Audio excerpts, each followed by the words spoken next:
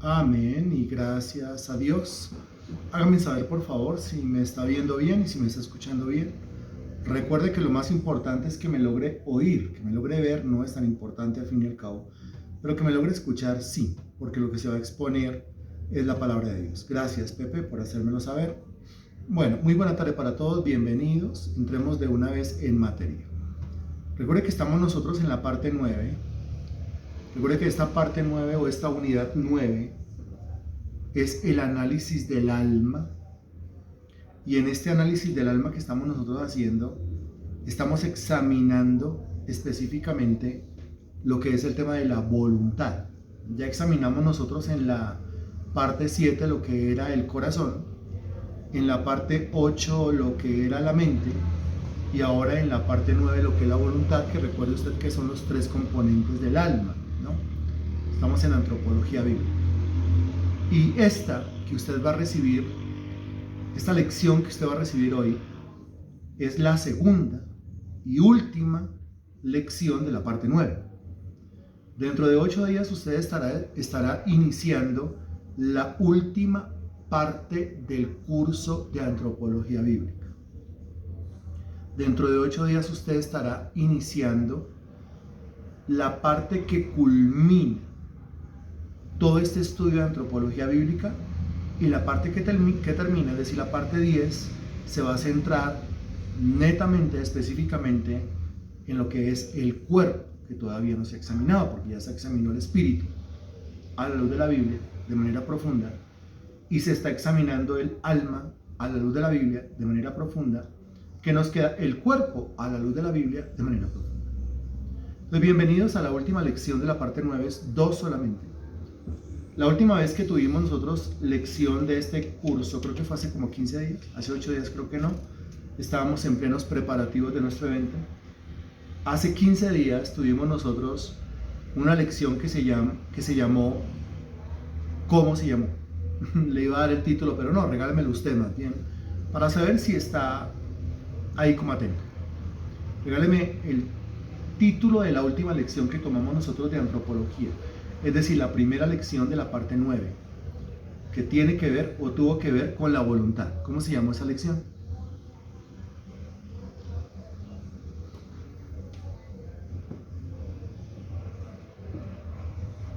No.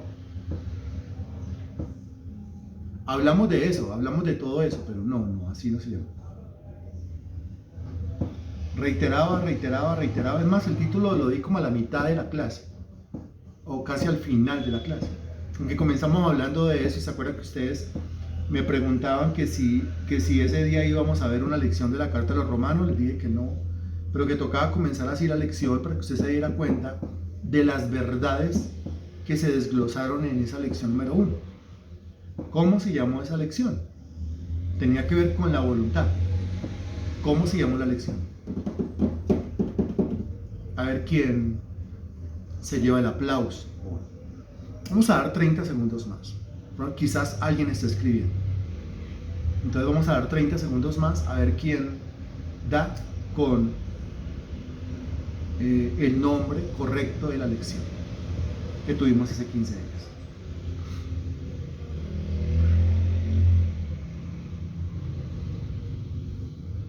Parece que tenía que ver con qué.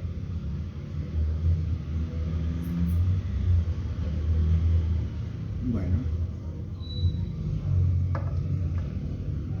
Dije 30 segundos, ¿no? Quedan 10 segundos para no perder tiempo.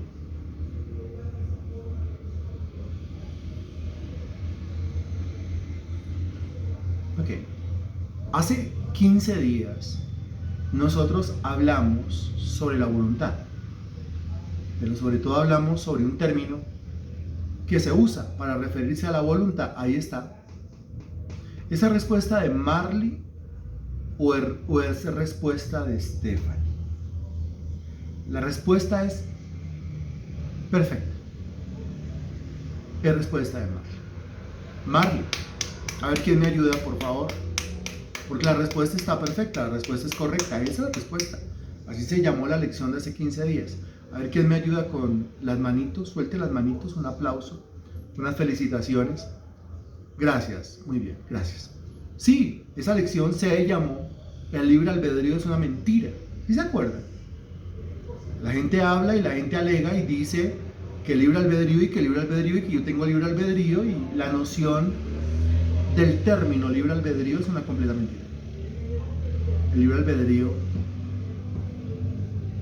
aplicado a los seres humanos no existe. Es una mentira, ¿sí se acuerda? El ser humano no tiene libre albedrío. No tiene libre albedrío ¿desde dónde? Desde la caída. ¿Quién tuvo libre albedrío?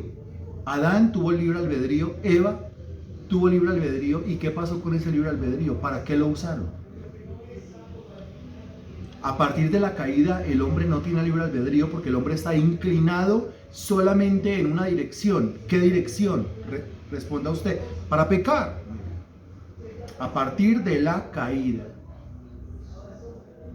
el hombre tiene su voluntad inclinada solamente hacia una dirección. ¿Qué dirección? El pecado. Si por inclinación de su naturaleza el hombre tiene su voluntad inclinada al pecado, no me diga que tiene un libre albedrío. ¿Por qué? Porque no tiene un equilibrio en la capacidad de tomar decisiones. Es decir, no tiene la capacidad 50% para escoger el bien y 50% para escoger el mal. El hombre después de la caída tiene una capacidad del 100% para escoger el mal y una capacidad del 0% para escoger el bien. ¿Estamos claros con esto? Y también decíamos nosotros que la salvación no es gracias al libre albedrío. La salvación no es gracias a la voluntad humana. La salvación no es gracias a una decisión que el hombre toma. No. La salvación es gracias al libre albedrío, pero de Dios. A la voluntad, pero de Dios. A la capacidad para tomar decisiones, pero de Dios, el cual escogió desde antes de la fundación del mundo a los que habían de ser salvos. Y esta doctrina, yo sé que choca en la cabeza de muchos, pero así choque es lo que está escrito en la Sagrada Escritura. La lección de hoy tiene que ver también con el tema de la voluntad, tiene que ver también con el tema del libre albedrío. Y así como hace 15 días dijimos, el libre albedrío es una mentira, hoy decimos, el libre albedrío es un esclavo. Y así se llama la lección de hoy. El libre albedrío es un esclavo. Entonces, primero, es una mentira. Y segundo, el libre albedrío o el albedrío del hombre es un esclavo. ¿Es un esclavo de qué? Eso usted ya lo sobreentiende, ¿no es cierto? Los judíos le decían al Señor Jesucristo, nosotros nunca hemos sido esclavos de nadie. Y el Señor les responde y les dice, el que practica el pecado, esclavo es del pecado. El que practica el pecado, esclavo es del pecado. El libre albedrío es un esclavo del pecado. Característica de un esclavo se limita a obedecer a su amo. Si es esclavo del pecado, el pecado es el amo. El pecado hace con el albedrío lo que quiere. Porque el albedrío está 100% inclinado hacia el pecado y 0% inclinado hacia lo santo. El albedrío está 100% inclinado hacia el mundo y 0% inclinado hacia el reino de los cielos. O en otras palabras, el albedrío está 100% inclinado hacia el diablo y 0% inclinado hacia Cristo. El libre albedrío es un esclavo. En el Evangelio según San Juan, capítulo 5, versículo 40, búsquelo por favor y me avisa. Evangelio según San Juan, capítulo 5, versículo 40, búsquelo y me avisa por favor.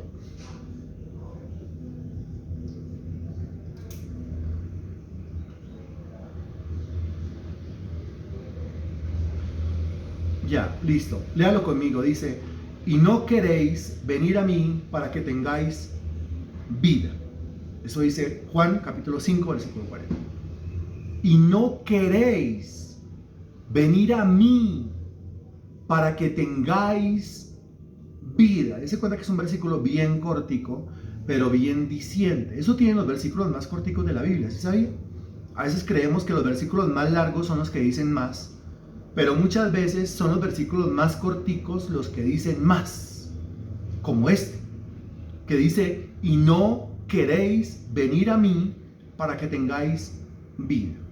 En primer lugar, si el texto dice, para que tengáis vida, se sobreentiende que los hombres que no quieren venir a Cristo para tener vida, ¿en qué condición se encuentran?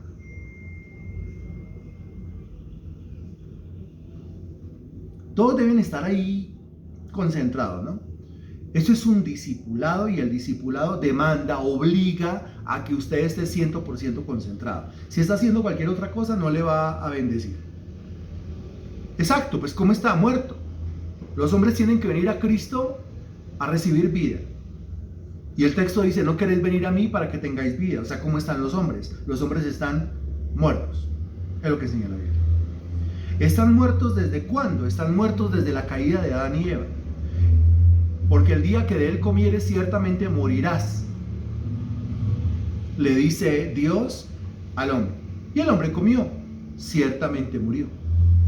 Murió en todos los sentidos, como lo hemos explicado en otras lecciones. Inicialmente murió espiritualmente. Después moriría psicológicamente. Y después, a su tiempo, pasados los años quizás, morirá físicamente, de tal modo que se le dice, polvo eres y al polvo volverás. Efesios 2:1, este versículo lo repetimos muy a menudo, dice, y Él os dio vida a vosotros, cuando estabais muertos en vuestros delitos y en vuestros pecados. Muertos. Ahora recuerde usted que la palabra muerte significa una sola cosa. ¿Qué significa? Responda usted. La palabra muerte significa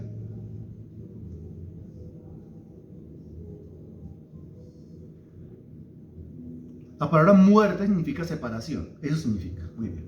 ¿Por qué? Porque cuando el individuo muere ocurre una real separación. Se separan los componentes de su ser. Se separa su espíritu de su alma y de su cuerpo. Mientras que los tres componentes estén juntos, el individuo está vivo. Cuando los componentes se separan, el individuo está muerto. Mientras que estén juntos, hay vida. Cuando estén separados, hay muerte. ¿Se da usted cuenta del principio de la unidad y de la unanimidad? Incluso en la conformación de nuestro ser. Cuando los tres componentes están juntos, hay vida, poder de la unidad. Cuando los tres componentes se separan, hay muerte. La consecuencia de la desunión, la consecuencia del no lograr ponerse de acuerdo. Vida por un lado o muerte por un lado. Muerte por un lado o vida por el otro. Ok. Pero aquí dice muertos en delitos y pecados. El ser humano está muerto, separado. ¿De quién? De Dios. ¿Separado de quién? De Dios. No tiene comunión con Dios, no tiene relación con Dios. Ahora, no tiene comunión con Dios, entonces ¿con qué tiene comunión? Muertos en delitos y pecados. Si tiene comunión con sus delitos y si tiene comunión con los pecados. Tiene comunión con el mundo, tiene comunión con el diablo. Es hijo del diablo. Vosotros sois de vuestro padre el diablo y los deseos de vuestro padre queréis hacer. Recuerde que en esta tierra no hay un solo ser humano que sea huérfano. O es hijo de Dios o es hijo del diablo. O es hijo del diablo o es hijo de Dios. Pero no hay un solo ser humano en esta tierra que sea huérfano. ¿Estamos de acuerdo con eso? No hay un solo ser humano en esta tierra que sea huérfano. ¿Estamos de acuerdo con eso? Lo repito. O es hijo de Dios o es hijo del diablo. ¿Es usted un hijo de quién?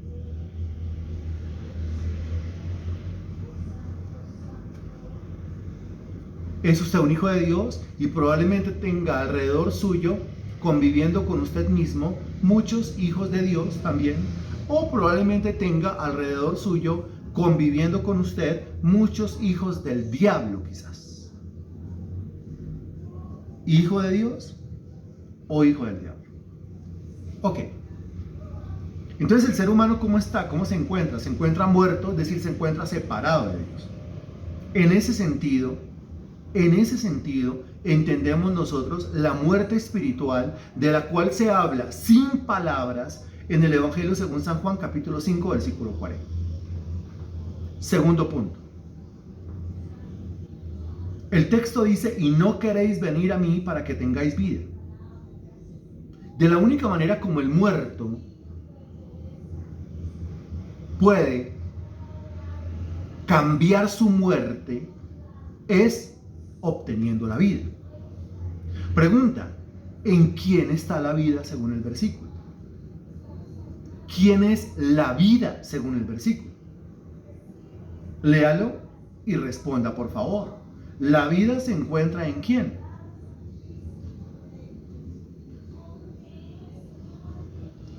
La vida eterna se encuentra en el Señor Jesucristo. Solamente léalo, ahí dice. La vida eterna se encuentra en quién? En Cristo. ¿Usted se acuerda del Evangelio según San Juan, capítulo 14, versículo 6, que dice, yo soy el camino, la verdad y la vida? Ninguno viene al Padre si no es por mí.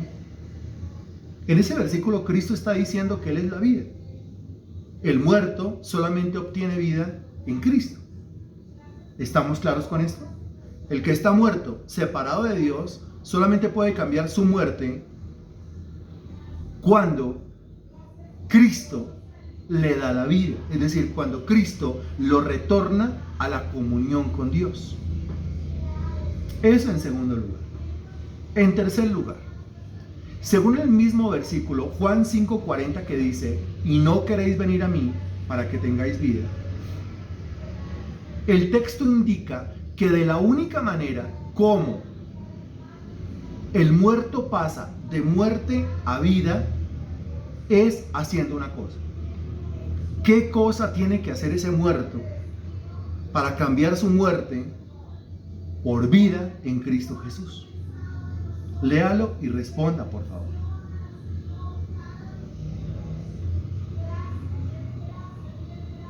Léalo y responda, por favor.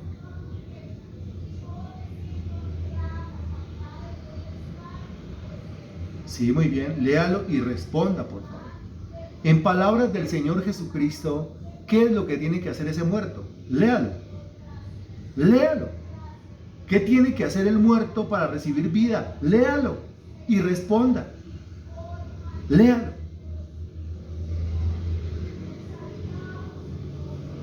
En palabras de Cristo, venir a mí. Muy bien. Venir a mí, o sea, ir a Cristo. ¿Qué tiene que hacer el muerto para obtener vida? Ir a Cristo. Va a Cristo y obtiene vida. Eso. Ese es el tercer punto.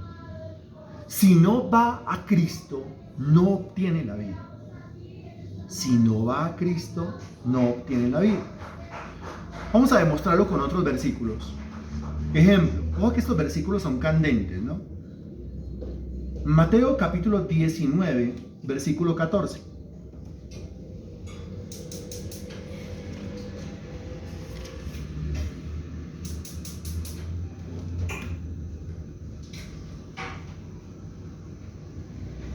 Me avisa cuando ya, por favor.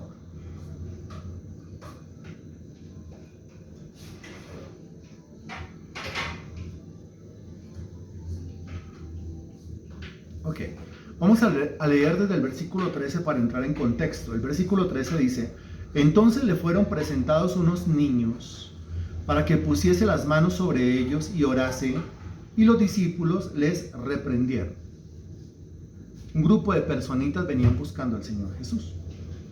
Ese grupo de personitas son niños, venían buscando al Señor Jesús. Ellos querían acercarse a Jesús para que Jesús pusiese las manos sobre ellos y orase por ellos. A los discípulos no les gustó que unos niños vinieran buscando a Jesús. El culto es solamente para adultos. Los niños vayan a su escuelita infantil, en donde los van a poner a pintar mamarrachos, a cantar unas rondas antibíblicas, a comer galletitas, rondalla o wafer y a tomar frutín. ¿Se le hace a usted algo familiar lo que yo acabo de decir? Los discípulos bravos, porque los niños estaban en el culto. Ahora, tiene usted toda la razón si está pensando en lo siguiente. Sí, hay niños cansones, fastidiosos, mal educados. En ese caso, la culpa o la responsabilidad no será de ninguna manera del niño, sino la culpa o la responsabilidad será siempre y en todos los casos del papá o de la mamá, que no logran educar a sus hijos, sino que los crían de una manera rara, donde ellos no entienden la clase de lugar, la clase de contexto en la cual se encuentran. Ok, los niños tienen que ser educados para que respeten por donde quiera que vayan. Estos niños respetaban, estos niños lo único que querían era, mire que no llegaron allá a gritar, no llegaron allá a hacer pataleta, no llegaron allá a hacer show, no llegaron allá a, no sé, a brinconear por todo lado. Ellos llegaron allá, claro, los llevaron los adultos, pero los niños tenían toda la intención de acercarse al Señor para que el Señor pusiese las manos sobre ellos y orara por ellos. A los discípulos no les gustó y dice que los discípulos los reprendían. Versículo 14, el famoso versículo, dice: pero Jesús dijo, dejad a los niños venir a mí.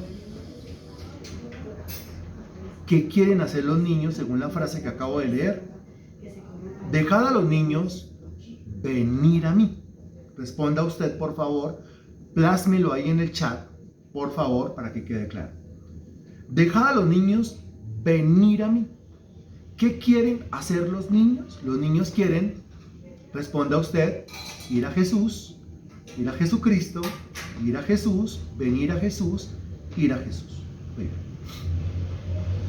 O sea, los niños quieren hacer, están haciendo lo que dice Juan capítulo 5 versículo 40. Y no queréis venir a mí para que tengáis vida. Eso dice Juan 5:40. ¿Sí? En el caso de los hombres a los cuales les estaba hablando el Señor en Juan capítulo 5 versículo 40, ellos no quieren. En el caso de los niños de Mateo capítulo 19 versículo 14, ellos sí quieren. ¿Sí se da cuenta usted? En Juan 5:40 no quieren, en Mateo 19:14 sí quieren. En Juan 5:40 los que no quieren son hombres. En Mateo 19:14 los que sí quieren son niños. Creo que lo dije bien. Si no lo dije bien, usted entiéndame lo que yo le quiero decir. En Juan 5:40 los que no quieren son hombres, adultos, hechos y derechos. En Mateo capítulo 19 versículo 14 los que sí quieren son niños, infantes, menores de edad. Ok. Dejad a los niños venir a mí y no se lo impidáis. A continuación dice, porque de los tales es el reino de los cielos. De los tales. Es decir, porque de ellos es el reino de los cielos. Cuando dice de los tales, usted debe entender, porque de ellos es el reino de los cielos. De ellos es el reino de los cielos. De ellos, ¿quiénes? Responda usted, por favor. De ellos es el reino de los cielos. De ellos, ¿quiénes son ellos? ¿De quiénes es el reino de los cielos? ¿Quiénes son esos tales que nombra Jesús en Mateo capítulo 19, versículo 14? Solamente hay dos opciones según el versículo. Solamente hay dos opciones según el versículo 14. Responda, por favor. Responda. Al menos 10 respuestas, ¿cierto? Esperamos la respuesta de Pedro Felipe, esperamos la respuesta de Vivian, la respuesta de la señora Zoila, la respuesta de Hilda, de Marley, la respuesta de María Sánchez, la respuesta de Marta León, la respuesta de Denise, la respuesta de Mario, la respuesta de todos, por favor. Bien. En el versículo solamente hay dos opciones.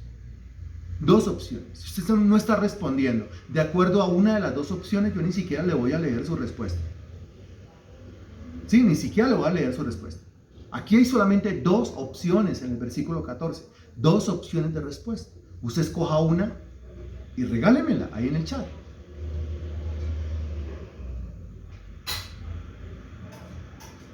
¿Por qué? ¿Por qué dos opciones? Porque el versículo dice, dejad a los niños, primera opción, venir a mí, segunda opción. Porque de los tales es el reino de los cielos. ¿De quién es el reino de los cielos? Primera opción, ¿de los niños es el reino de los cielos? O segunda opción, de los que vienen a Jesús es el reino de los cielos. Solamente hay dos opciones. Primera opción, los niños. En ese caso usted dirá, de los niños es el reino de los cielos. Segunda opción, de los que vienen a Jesús. En ese caso usted dirá, el reino de los cielos es de los que vienen a Jesús, de los que se acercan a Jesús. Solamente hay dos opciones de respuesta. Las dos no son correctas, solamente hay una correcta. ¿Cuál es la correcta? Entonces yo leo lo que usted escribió. Entonces usted dice, de los que quieren ir a Jesús, de los niños que buscan a Jesús, los que recibieron, los niños, los que van a Jesús, los hombres que hacen como niños, los que son como niños, bueno, pero esas no tienen que ver con el versículo. De los que vienen a Él, los que van a Él, los que vienen a Él, los que vamos a Jesús. Muy bien. ¿En qué parte del versículo dice que de los niños es el reino de los cielos? En ninguna parte. Eso no está en la Biblia, hermano. Eso no está en la Sagrada Escritura. Hay 3 versículos que utilizan esa terminología. Mateo 19:14 utiliza la terminología, es decir, este versículo. Marcos 10:14, el versículo es idéntico. Lucas capítulo 18, versículo 16, el versículo es idéntico. Y los 3 versículos dicen exactamente lo mismo.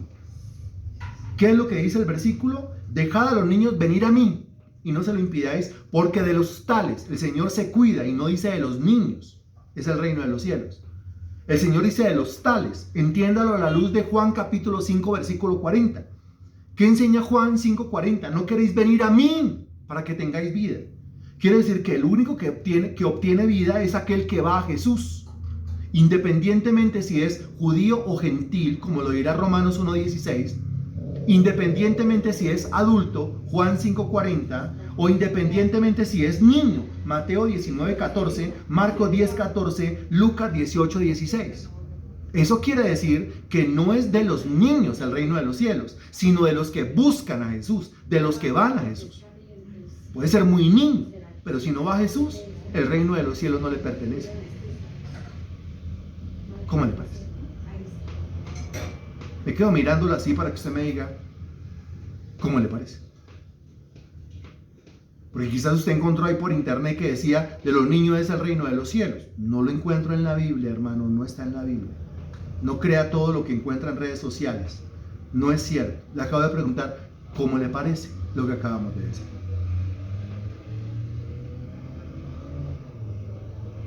Muy interesante, siempre se tergiversa ese versículo, muy bien. Para enseñar que el niño, por ser niño, basta con ser niño, ya de él es el reino de los cielos. A él le pertenece, por el puro hecho de ser niño, el reino de los cielos. No, eso no es cierto. Eso no es cierto.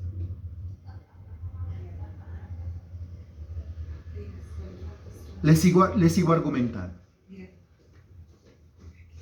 Si el reino de los cielos fuera del niño, por el solo hecho de ser niño, ¿qué necesidad tenía el niño de venir a Jesús? Vuelvo y le repito el argumento y pregunta. Si el reino de los cielos le pertenece al niño por el solo hecho de ser niño, ¿qué necesidad tiene un niño de venir a Jesús? Es otro argumento. ¿Qué necesidad tiene un niño de venir para que Jesucristo le imponga manos y ore por él? ¿Tiene alguna necesidad de venir a Jesús? Ninguna. Si se entiende que es que el reino de los cielos es de los niños por el solo hecho de ser niño. Siguiente argumento. En ese caso, la salvación le pertenecería a 2 clases de personas. Primero, al que cree en Jesús, y segundo, al niño. ¿Cómo le parece el argumento? Entonces, allá cuando dice que en ningún otro hay salvación, y eso es Hechos de los Apóstoles, capítulo 4, versículo 12, y en ningún otro hay salvación, porque no hay otro nombre bajo el cielo dado a los hombres en quien podamos ser salvos, ese versículo sería una mentira. Porque ese versículo dice que solamente a través de la fe en Jesús el ser humano puede ser salvo. Pero otros están enseñando que no solamente por venir a Jesús, sino también por el hecho de ser niño. Basta con ser niño y ya, suficiente para ser salvo. Eso no está en la Biblia. En ninguna parte de la Biblia dice que de los niños es el reino de los cielos. Dice, de los tales es el reino de los cielos, y ahí está hablando, está detallando a niños que vienen buscando. O sea que cuando Cristo dice los tales, no está destacando a los niños. Cuando Cristo dice los tales, está destacando es a aquel que está buscando, que se está acercando a Jesús, independientemente si es un adulto, Juan capítulo 5 versículo 40, o si es un niño, Mateo 19, 14, Marcos 10, 14, Lucas capítulo 18, versículo 16. Siguiente argumento. Si de los niños, por ser niños, es el reino de los cielos, ¿por qué Cristo dijo, déjenlos venir a mí y no se lo impidan? ¿Por qué Cristo dice de los niños, dejen que los niños vengan a mí? Usted tiene que relacionarlo con Juan 5:40. Está hablando de gente que está muerta y no queréis venir a mí para que tengáis vida. ¿Por qué el niño tiene que venir a Jesús? El niño tiene que venir a Jesús para que obtenga lo que promete Juan 5:40. ¿Qué es lo que promete Juan 5:40?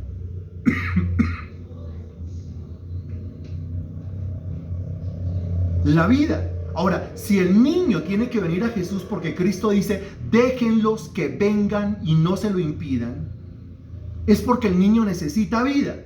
Ahora, como el niño necesita vida, pregunta, ¿en qué condición luego se encuentra? Exacto, señora Zoila. Muy bien. ¿En qué condición luego se encuentra? Pues muertos. ¿Los niños muertos en delitos y pecados? Obvio. ¿Desde cuándo? ¿Desde dónde? Pues dígame usted, ¿desde dónde, según enseña la Escritura, el hombre es impío? ¿Desde dónde, según la Sagrada Escritura, el hombre o el ser humano es rebelde? Responda usted. Muy bien, Pedro Felipe Forero. Impío desde la matriz, rebelde desde el vientre. Ahí. No se le olvide que un feto es la unión de un espermatozoide caído y un óvulo caído. O sea, de una genética completamente caída. Desde ahí está muerto en delitos y pecados. Lo cual quiere decir que, ¿considera usted, según esta enseñanza, que la predicación a los niños es necesaria? ¿La evangelización a los niños es necesaria? ¿Un ministerio dedicado a ganar niños para Cristo es necesaria? ¿Es necesario o no es necesario? ¿O el niño, por el solo hecho de ser niño, ya está salvo? Pregunta, ¿todos los niños aman a Jesús? ¿Todos los niños aman a Dios? ¿Todos los niños aman la Biblia? ¿Todos los niños quieren buscar del Señor? Dese cuenta que la muerte espiritual está en los niños. ¡Qué tenaz! ¿No le parece? Sumamente tenaz. Bien, regrese por favor a Juan capítulo 5, versículo 40.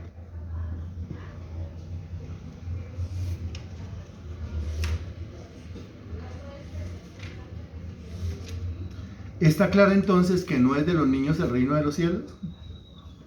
¿Está claro entonces que es de los que buscan a Jesús el reino de los cielos? ¿Está claro, cierto? Así que, ¿qué tiene que hacer con sus niños? Instarlos, urgirlos a que busquen a Jesús. Si no buscan a Jesús, no tienen vida, siguen muertos. Y eso se lo digo así de frente. Y están condenados. Por eso tienen que venir a Jesús sin impedimento alguno. Hay que romper el impedimento. Y alguien de nosotros se tiene que levantar con un ministerio efectivo para que le predique a los niños y los gane para el Señor Jesucristo. Creo que estoy siendo lo suficientemente claro y directo, ¿cierto?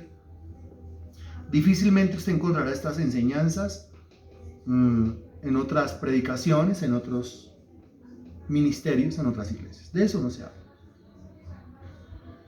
Ok, Juan 5:40. Nos hace falta aquí una partecita. En la primera parte dijimos que los hombres están muertos. En la segunda parte dijimos que la vida se encuentra en Jesús. En la tercera parte dijimos que la condición es ir a Jesús, venir a Jesús. Ahora, la cuarta parte, mire que el versículo comienza diciendo, no queréis venir a mí.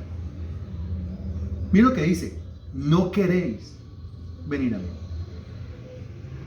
Indicando que dónde está el grave problema del ser humano.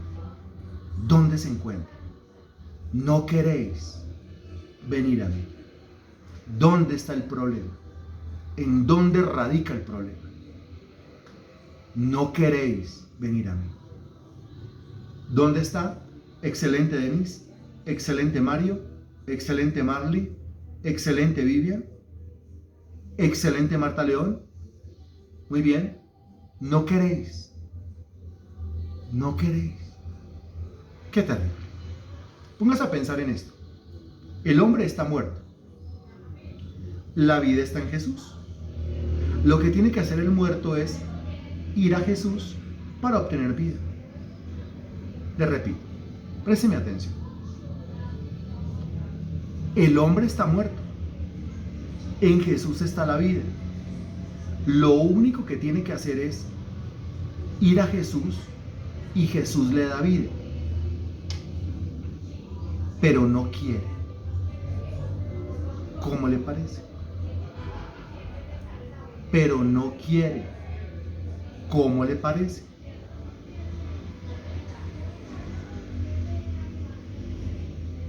¿Cómo le parece?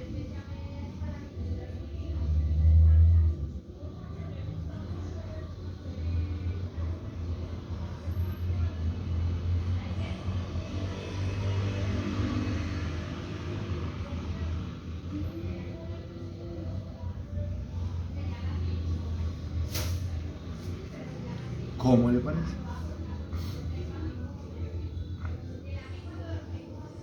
Ahora, si no quiere, no puede. A veces hablamos mucho del no poder, pero es que no puede si no quiere. Está imposibilitado para hacerlo. Está inhabilitado para hacerlo. No quiere. ¿Por qué no quiere? Si tiene un libre albedrío, ¿qué le responderá a usted? Le repito, ¿por qué no quiere? Si tiene un libre albedrío, ¿qué le responderá a usted?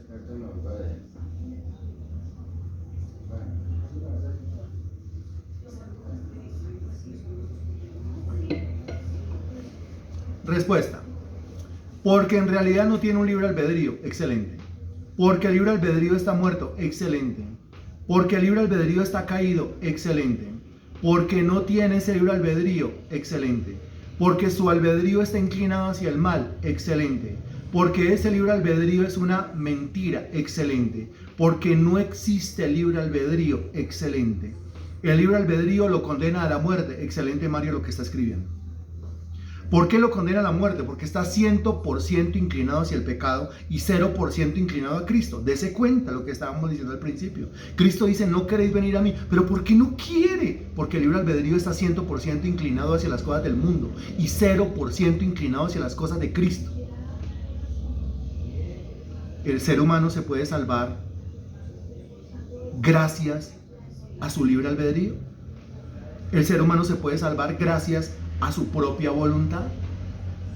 El ser humano se puede salvar gracias a tomar una decisión. ¿Qué dice usted? Estoy usando 3 términos que tienen que ver con lo mismo: albedrío, voluntad o decisión. Basta con tomar una decisión y ya. ¿Qué dice usted? ¿Se puede salvar tomando una decisión? Tome hoy la decisión de arrepentirse de sus pecados. Tome hoy la decisión de aceptar a Cristo.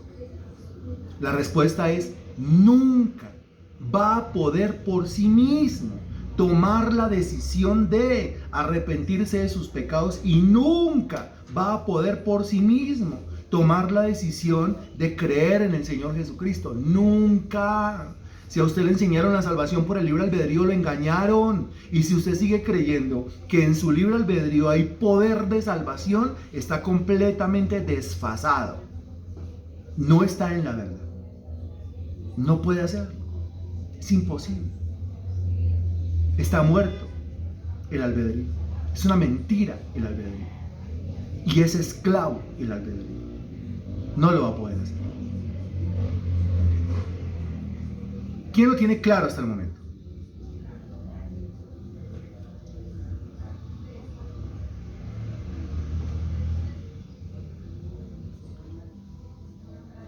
Muy bien. Muy bien. Ok. Yo le he dicho a mi marido que tome la decisión por Cristo. Yo le he dicho a mis hijos que tomen la decisión por Cristo. No. Si es el evangelio que está predicando una mentira. Lo que tiene que decirles a ellos es que están condenados, que es imposible que humanamente hablando se puedan salvar, que sí que están confiando en su albedrío, voluntad o decisión, están engañados. Eso es lo que hay que decirle a una persona que dice, bueno, pero Dios me dará en el último momento la oportunidad de arrepentirme y creer y me voy a salvar, porque él está creyendo que es su decisión la que lo puede salvar. ¿Sí se da cuenta? Hay que decirle, mire, así Dios no le dé un último momento, así Dios le dé 1000 años más de vida, usted no podrá salvarse por sí mismo, basado en su libre albedrío, voluntad o decisión propia, aunque tenga 1000 años más de vida. No se va a salvar. Exageremos, 1.000.000 de años más de vida. Nunca va a poder ser salvo por su albedrío, nunca va a poder ser salvo por su voluntad, nunca va a poder ser salvo por su decisión.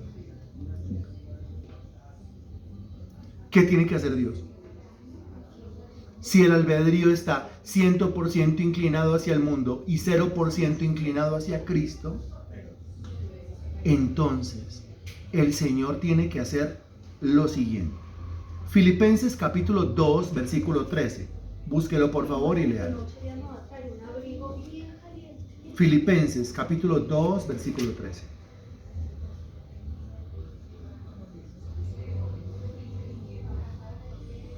Me avisa cuando ya, por favor. Añora María dice, ¡yay! ¿Qué te dolió, María Sánchez? ¡Yay! ¿Qué te dolió? Filipenses capítulo 2, versículo 3. ¡Yay! Muy bien, Filipenses 2, 13.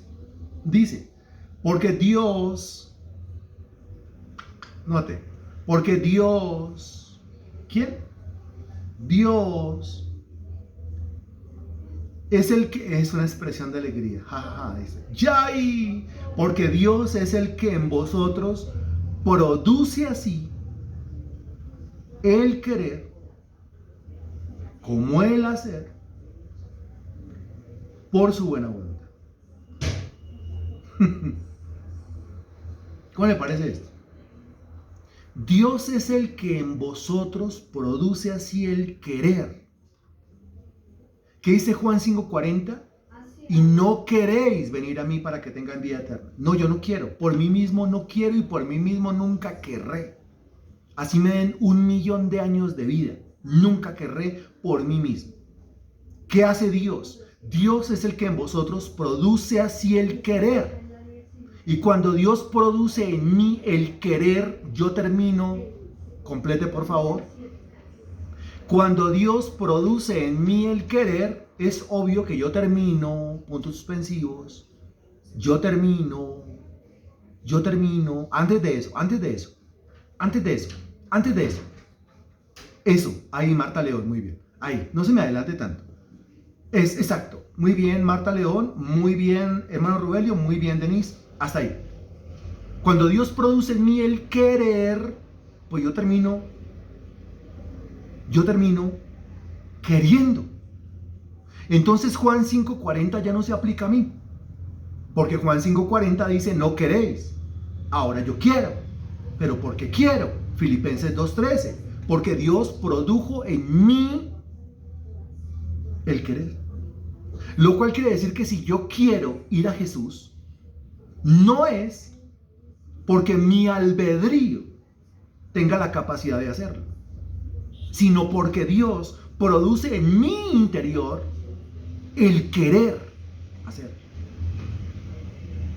Salvación gracias al albedrío, gracias a la voluntad del hombre, gracias a una decisión, o como dice Filipenses 2:13, porque Dios es el que en vosotros.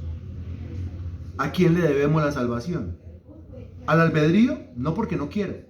¿A la voluntad? No, porque no quiero. ¿A una decisión que yo tomé? No, porque no quiero. Entonces, ¿a quién le debo la salvación? A Dios. ¿Qué hizo Dios? Produjo en mí, ¿qué? El querer. Ahora, al producir en mí el querer, yo termino queriendo. Y al querer, ahora, yo termino haciendo, como dice el versículo. Dios es el que en vosotros produce así el querer. Si ya quiero, pues ahora lo hago. ¿Qué hago? Pues voy a buscar a Jesús. Y al buscar a Jesús, ¿qué obtengo? Vida. Ahora estoy vivo. Tengo la salvación. Soy nueva criatura en Cristo Jesús. ¿Por qué soy nueva criatura en Cristo Jesús? Porque vine a Jesús. ¿Cómo hizo para venir a Jesús? Queriendo venir a Jesús. ¿Y de dónde sacó el querer? No de mí. ¿De dónde sacó el querer? Dios me produjo el querer.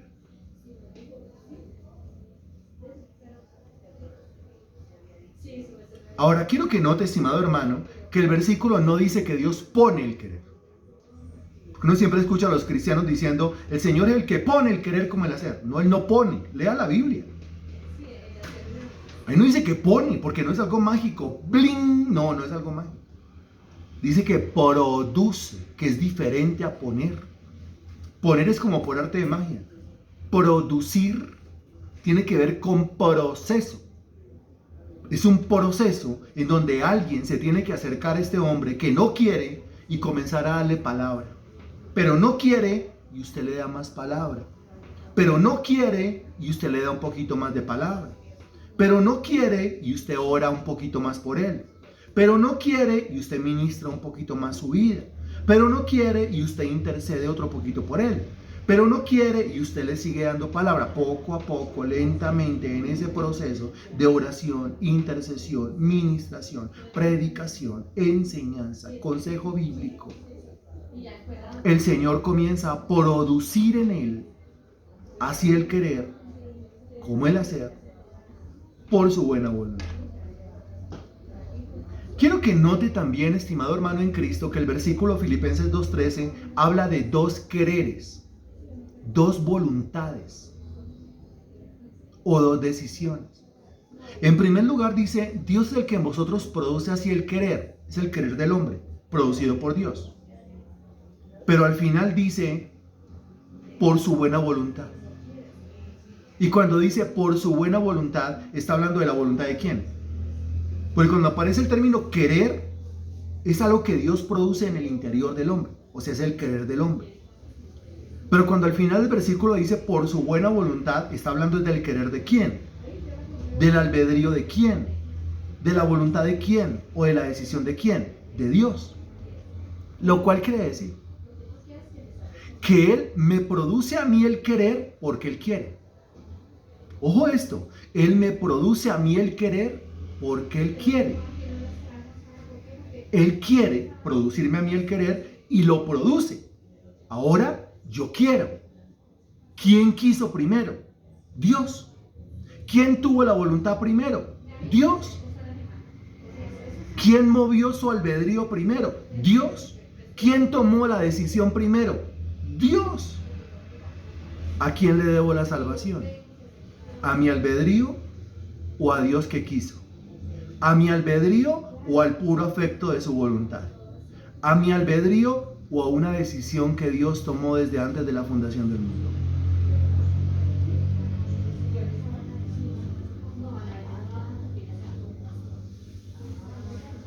Qué impresionante. ¿No le parece? ¿Cómo le parece lo que hasta el momento ha escuchado? Ahí lo dejo respirar un poquito. Respire, diga, qué tremendo esto. Termine de escribir y escriba en el chat cómo le parece lo que acaba de escuchar.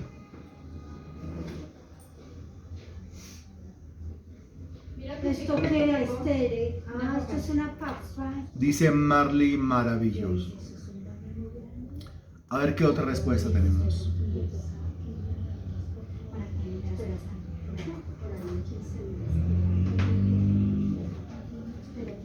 Excelente, impresionante. Mi padre me demuestra el gran amor que me tiene. Excelente. Tan obvio y tan difícil de asimilar. Bien. Excelente como siempre su explicación. La gloria sea para el Señor Jesucristo. Muy bueno para que Dios sea glorificado por su bondad. Excelente. Es la verdad que nos beneficia y nos hace libres. Muy bien. Es la verdad que nos beneficia y nos hace libres. Ok. Muy bien. Vaya conmigo ahora al Evangelio según San Juan, capítulo 6, versículo 44. Este texto lo estudiamos nosotros hace 15 días. Juan, capítulo 6, versículo 44.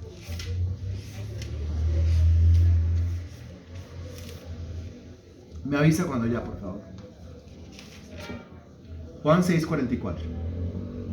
Ya, léalo conmigo. Ninguno puede venir a mí. Juan 6, 44. Ninguno puede venir a mí. ¿Por qué ninguno puede venir a mí? Juan 5, 40. Responda. ¿Por qué ninguno puede, Juan 6, 44, venir a mí según Juan 5, 40? ¿Por qué? Excelente, lo está entendiendo muy bien. El que responda a cualquier otra cosa lo agarramos a chancleta inmediatamente. Estaría muy cerradito ya. ¿Por qué no puede Juan 6:44? Pues porque no Juan 5:40. Pues porque no quiere. No puede porque no quiere. No hace porque no quiere. Porque no tiene la voluntad. Porque no se le da la... Complete eso usted. Porque no se le da el albedrío. Porque no se le da la voluntad. Porque no quiere. Dice Marta León, porque no se le da la gana. Lo dijo Marta León, no fui yo. Por eso no puede. Juan 6:44. Porque no quiere. Juan capítulo 5, versículo 40. Ninguno puede venir a mí. Qué tremendo. Porque si no viene a Cristo, Juan 6:44, ¿qué ocurre según Juan 5:40? Es un rompecocos, pero es que es discipulado profundo, ¿no? Esto no es una jugadura, esto no es leche, esto es alimento sólido. Así que escudriñe conmigo la Sagrada Escritura. Ninguno puede venir a mí. Qué terrible, porque si no viene a él, ¿cuál es la consecuencia según Juan capítulo 5, versículo 40? ¿Cuál es la consecuencia? La consecuencia es que no tiene vida. O sea, la consecuencia es que sigue muerto. La consecuencia es que sigue condenado. Lo está entendiendo muy bien. Ninguno puede venir a mí, note lo que dice, si el Padre que me envió no le trajere. La parte final se parece mucho a Juan 5:40, porque dice, yo le resucitaré en el día postrero. ¿Qué quiere decir? No queréis venir a mí para que tengáis vida, resurrección. O sea, es exactamente lo mismo. Pero la parte central de Juan capítulo 6, versículo 44 dice, ninguno puede venir a mí si el Padre que me envió no le trajere. El Padre tiene que traerme a Cristo. El Padre tiene que llevarme a Cristo. Eso está claro, ¿cierto? Ahora pregunto, el Padre me trae, ¿de dónde me trae? El Padre me lleva, ¿de dónde me lleva? ¿En qué sentido le estoy preguntando? ¿De dónde me agarra y me trae? ¿De dónde me agarra y me lleva? ¿De dónde? ¿De dónde? ¿De dónde me agarra? ¿De dónde me toma y me trae? ¿O de dónde me toma y me lleva? No. Tiene que responder teniendo como base los textos anteriormente analizados. ¿De dónde me agarra y me lleva? ¿Sí? Como la mamá con el niño, lo agarró de un brazo y se lo llevó. O más drástico, lo agarró de los cabellos y se lo llevó. ¿El Padre de dónde me trae? ¿El Padre me trae de un brazo? ¿El Padre me lleva de un brazo? ¿El Padre me trae de los cabellos? ¿El Padre me lleva de los cabellos? el Padre me pega mi mechoneada y me lleva a los pies de Cristo, ¿de dónde me trae el Padre? Responda teniendo como base los versículos anteriormente estudiados. ¿De dónde me lleva? ¿De dónde me lleva? Responda. ¿De dónde me lleva? Póngase en modo teológico. Póngase en modo doctor del Evangelio. Póngase en modo especialista. ¿De dónde me lleva? Yo comienzo aquí a leer. ¿De dónde me lleva? Usted siga escribiendo. ¿De dónde me lleva? Dice alguno, ¿me lleva de la muerte? No. ¿Me lleva de la...? No. ¿Me lleva de dónde? Aquí comienzan a aparecer las respuestas. ¿De dónde me lleva? ¿De dónde me lleva? ¿De dónde me lleva? ¿De la mano? No. No. ¿De dónde me lleva? ¿De dónde me lleva? Me lleva. Aquí encuentro yo, a ver cuántas respuestas correctas. Encuentro 2 respuestas correctas. Encuentro 3 respuestas correctas. ¿De dónde me lleva? Dice Marley, me lleva de mi voluntad. Claro. Acuérdese de Filipenses 2:13. Dios es el que en vosotros produce así el querer. ¿Qué produce Dios? El querer. Entonces, ¿de dónde me agarra el Señor y me lleva? Del querer. ¿De dónde me agarra el Señor y me trae? Del querer, porque Él lo produce, del querer. No me agarra de los pelos, no me agarra de las mechas, iba a decir, de los cabellos, no me agarra de la mano, no me agarra de las narices, no me agarra de un pie y me arrastra, no, me trae del querer. Marta León responde, de la voluntad. Muy bien. El hermano Robelio dice, el Padre del querer me lleva, porque Él lo produce. Es decir,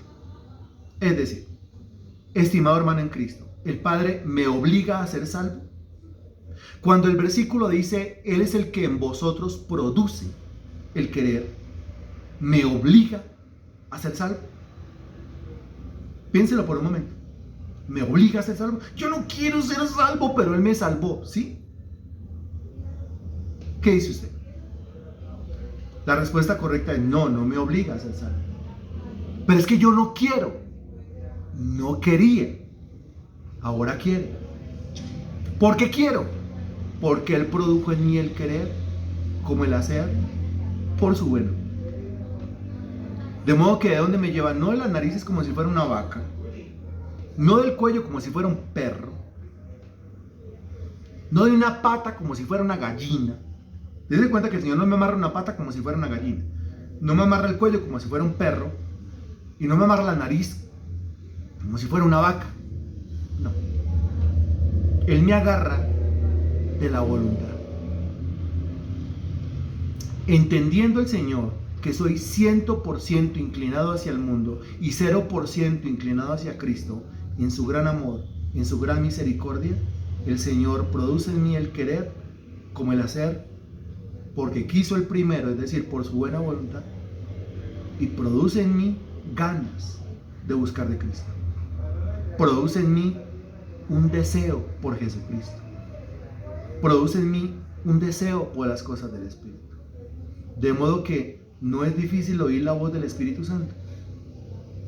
Si usted tiene allá adentro un deseo de orar, eso es suyo.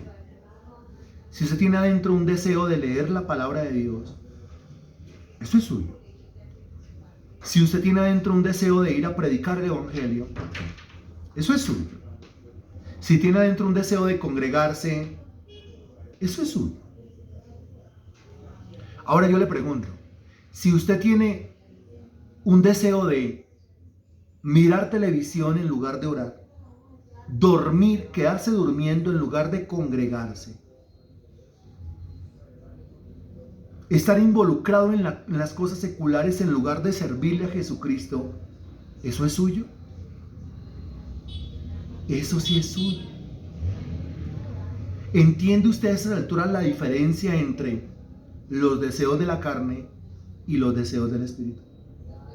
Que todo lo que tenga que ver con una inclinación hacia las cosas de Dios es algo que Dios está produciendo en mí.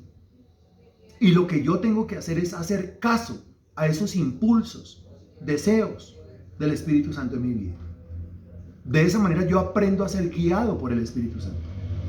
Pero si por el contrario hay desgano, congregarse, yo no me quiero congregar, discipulado, yo no me quiero conectar, oración, yo no quiero orar, servicio, yo no quiero servir, van a hacer lo de, no sé, estamos orando a las 5 de la mañana pidiéndole al Señor que nos apareje un lugar donde nos podamos congregar domingos temprano. Yo no me quiero levantar ahora. Una rogadera con algunos. ¿Por qué? Ellos pueden justificar lo que quieran. A estas alturas usted ya lo va a entender. Y a esas alturas usted me hallará la razón en medio de tanta exhortación. A esas alturas usted entiende que si a un hermano toca rogarle para que se conecte a las 5 de la mañana, toca rogarle para los discipulados, y está lleno de excusas y autojustificaciones, ese hermano lastimosamente se encuentra gobernado 100% por su carne. Es un carnal, es un perezoso, es un tibio, es un siervo inútil. Pero si por el contrario, con todo y el cansancio, usted a las 5 de la mañana ahí está orando, pagando el precio, buscando de Dios para que el Señor nos dé a todos un lugar, porque a todos nos interesa.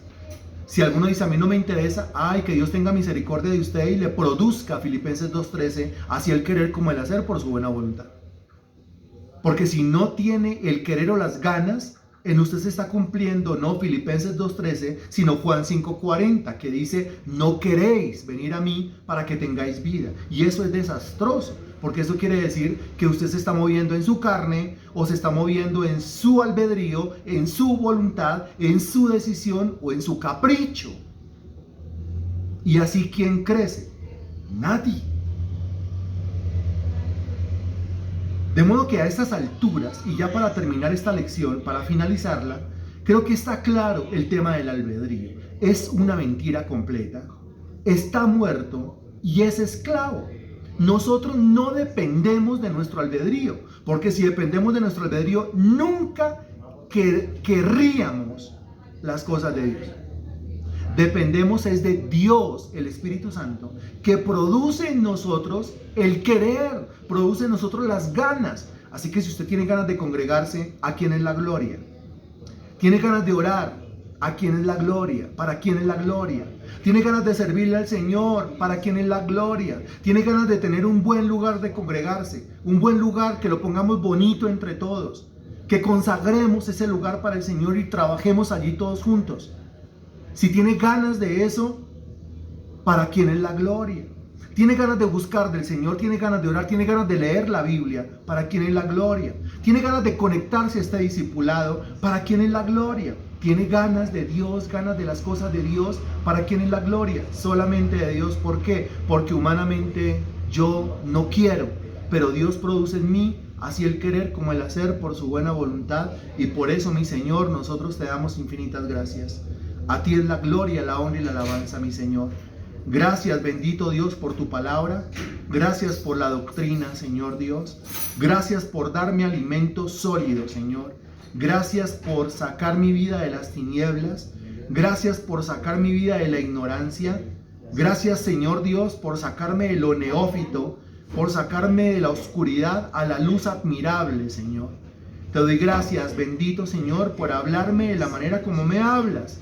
Gracias por este ministerio que edifica mi vida, que nutre mi vida, que me alimenta, Señor. Te doy gracias porque tu palabra es respetada, es honrada aquí. Te doy gracias porque la exposición de tus palabras alumbra, hace entender a los simples. Gracias por darme de comer, Señor. Gracias por darme de beber. Recibe tú la gloria, la honra y la alabanza en el nombre del Señor Jesús. Amén y gracias a Dios.